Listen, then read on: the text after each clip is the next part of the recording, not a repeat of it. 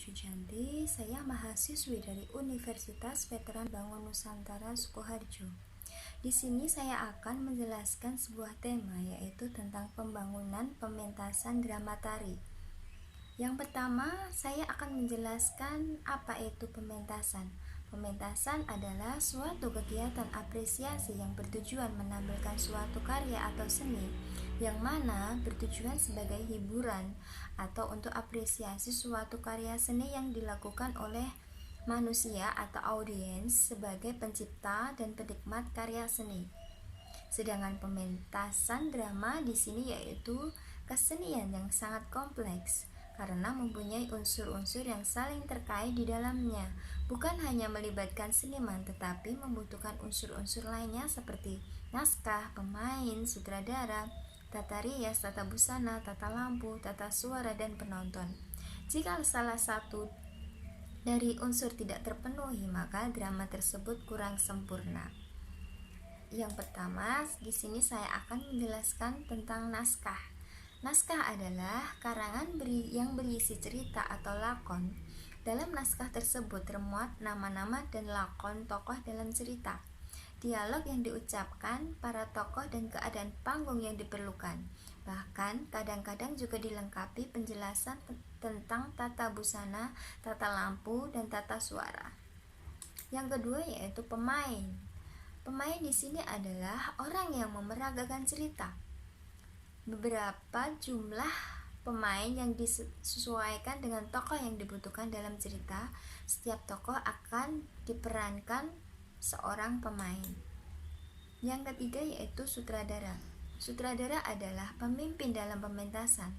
Tugas sutradara sangat banyak dan beban tanggung jawabnya cukup berat. Sutradara memilih naskah, menentukan pokok-pokok, penafsiran naskah, memilih pemain, melatih pemain, dan mengkoordinasi setiap bagian. Yang keempat yaitu tata rias. Fungsi tata rias di sini yaitu menggambarkan tokoh yang dituntut. Misalnya, seorang pemain memerankan tokoh kakek, maka wajah dan rambutnya dibuat tampak lebih tua. Yang kelima di sini yaitu tata busana. Penata rias dan tata busana harus bekerja sama, saling memahami, saling menyesuaikan.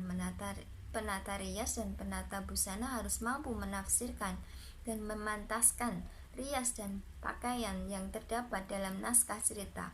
Misal tokoh nenek melarat, maka pakaian yang dikenakan tidak menggunakan pakaian yang bagus atau mahal, karena kesalahan dalam suasana busana dapat juga mengganggu jalannya cerita.